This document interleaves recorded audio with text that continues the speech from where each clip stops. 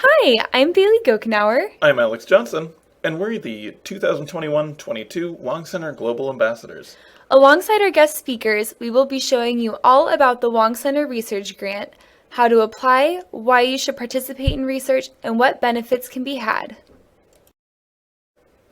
What is the Wong Center Research Grant?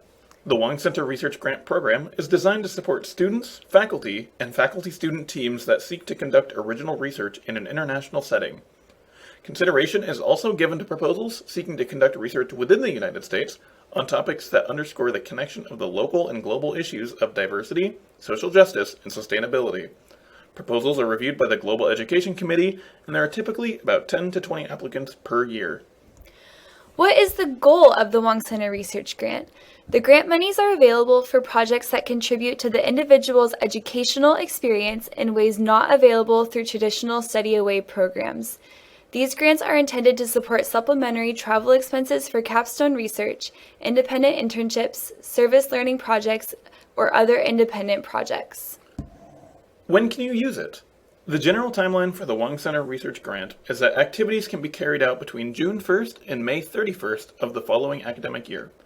Therefore, research grants can be used during J-term, summer, and other break periods that don't interfere with PLU courses. Seniors graduating in the December of the following year must complete their projects by the end of January, while those graduating before December are not eligible for the grant. What are the criteria for the Wong Center Research Grant? Proposals are accepted from full-time PLU undergraduates in their second or third year and graduate students for advanced research and experiential learning. The grants may not be used to supplement the cost of traditional study away expenses or for projects and internships that earn academic credit. Up to 4 student grants are awarded annually for amounts up to $2,500. Grant proposals are also invited from student faculty teams and may receive awards in the range of $5,000 to $7,500. The application includes online questions, a budget of estimated expenses, a current resume, a letter of support from faculty members, and the approval of the department chair. What do the application reviewers look for and prioritize in an application? Proposals are strongly encouraged from teams intending to conduct research in locations where the students and/or faculty have had prior experience, particularly if they have a special interest in research available at that location. Preference will also be given to student-faculty teams who have not previously received Wong Center grant support. However, student faculty teams engaged in ongoing research may apply for a second grant. And when is the application due? The exact deadlines will vary from year to year, but as a rule, it will be due sometime in early March. The best guideline that we can give is to have your application complete prior to the beginning of March. Finally, we encourage any interested students and/or faculty to check out the Wong Grant website listed at the bottom of this slide, which will have even more information as well as links to apply. Now we will move on to questions for our guest speakers.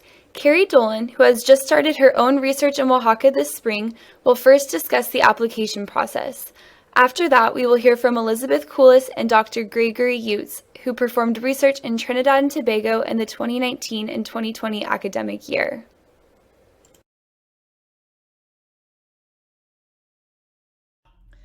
Two of my previous Hispanic Studies professors, Tamara and Giovanna, whom I adore, approached me about applying for the Wong Center Research Grant. And before they had approached me, I hadn't heard about the grant, so I looked into it and I applied through the Wong Center's website page. And it's a pretty arduous process, and it's arduous for several reasons. One being to weed out applicants who are not 100% committed to pursuing the grant so as to avoid hurried and perfunctory applications. And two, so that when and if you are accepted, you hit the ground running with your research. My research project, How Does the United States Influence the Disproportionate Sex Trafficking of Indigenous Oaxacan Women, was inspired by the combination of my time spent here in Oaxaca, Mexico. I spent my fall semester 2019 here in Oaxaca, and my time as a HOPE intern for the International Rescue Committee. The HOPE internship is human trafficking, outreach, prevention, and education. And through that experience, I learned so much more about human trafficking and how Indigenous women in the United States are disproportionately trafficked. I wanted to look at that issue on an international scale and investigate how the United States might influence this issue. I decided my research topic because I wanted to get back to Trinidad and Tobago.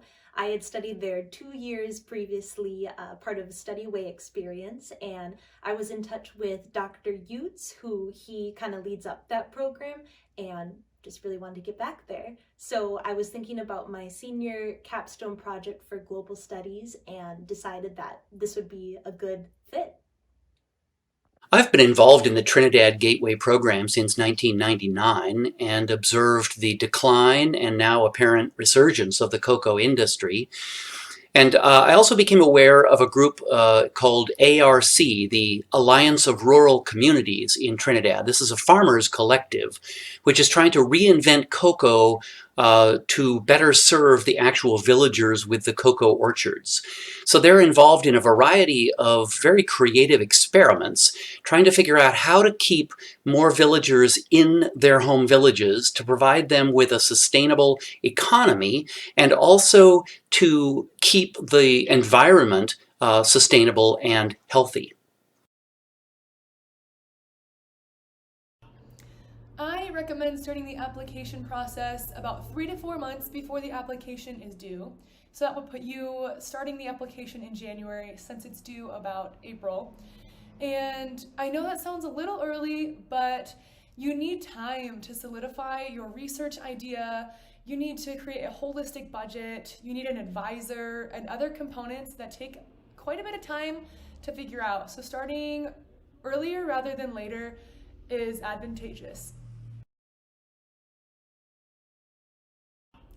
I recommend starting the HPRB process, Human Participant Review Board process, as soon as possible, especially if you are doing this research grant by yourself without a faculty member, because it is a very involved and confusing process at first.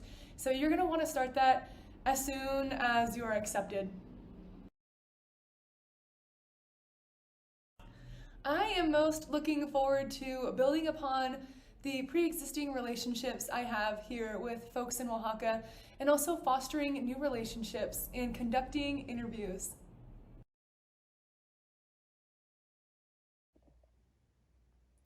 I did my research in Trinidad and Tobago, which is a country on the southern coast of Venezuela.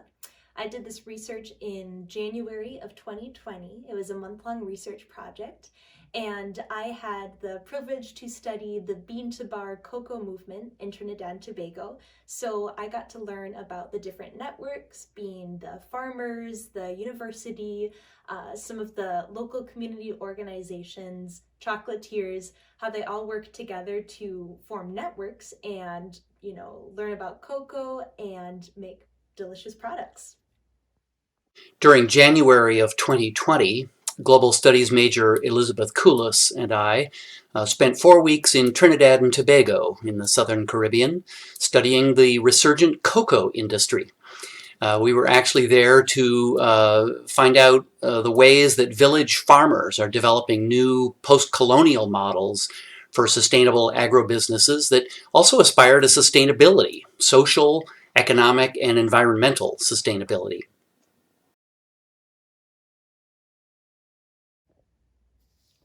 I was really glad to have Dr. Utes there as my faculty support.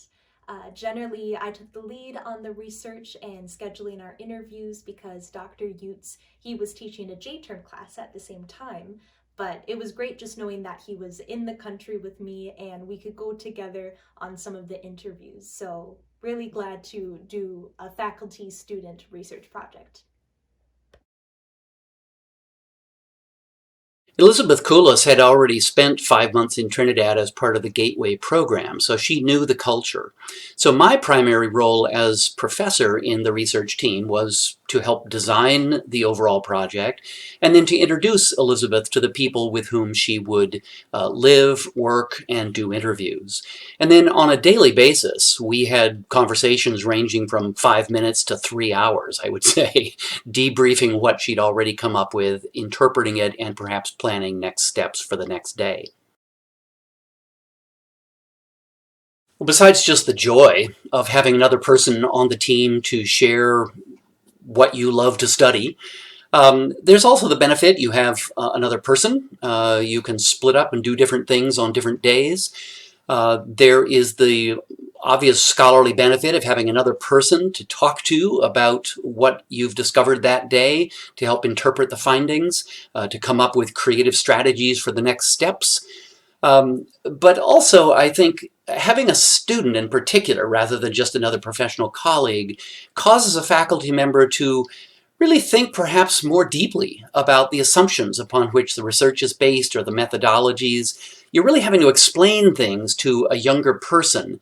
That is actually quite surprisingly powerful. It causes you to revisit things that perhaps you wouldn't have thought to revisit in your own research, but you realize were actually a really good idea, and you feel like thanking the student for raising that perhaps very basic question.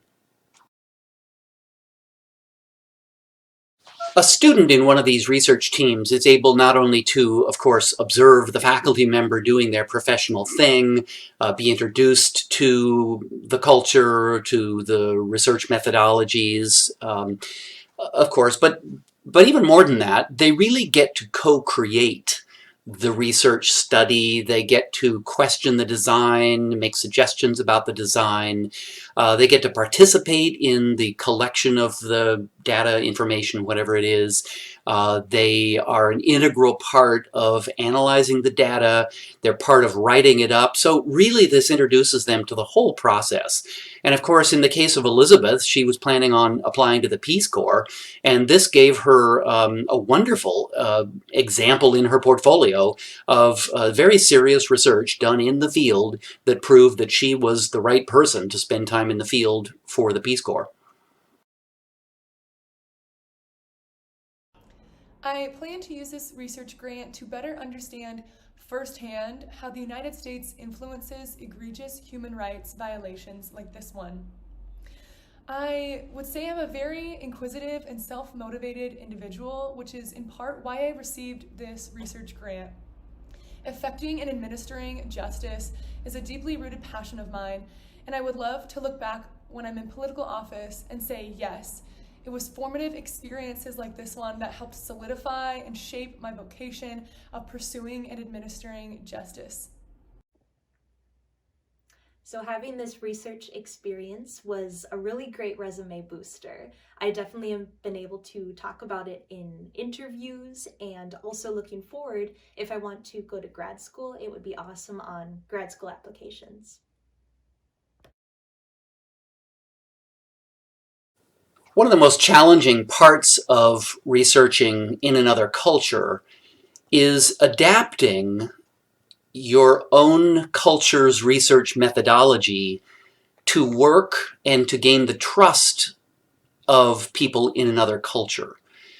Sometimes things that make perfect sense to us raise eyebrows or perhaps create distance or distrust with your interview subjects. So you find that research in the field is a constant process of being really, really hypersensitive and figuring out creative ways to adapt what you know you need to do to be a responsible researcher with what your interview subjects need in order to understand and trust the process. This is challenging for sure. It's also, in some ways, very creative. And I think that it is one of the most profound parts of the research process, is figuring out that cultural translation between one culture and another. I would say the hardest part of this experience was making my own schedule. There wasn't any syllabus or a very calculated, list of assignments. So I had to schedule my own interviews that I was doing and make sure that the project was progressing. So that was definitely a difficult thing to overcome, but by the end of the month, I felt a lot more confident.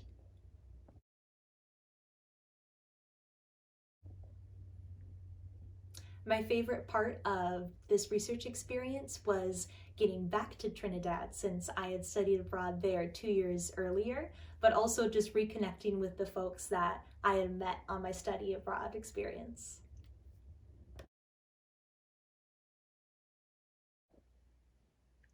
I would say my advice to students that are thinking of applying for this research grant would be to start thinking and talking early, talking to professors that you could see working with, thinking about your capstone or, some type of subject that you'd like to learn a little bit more about.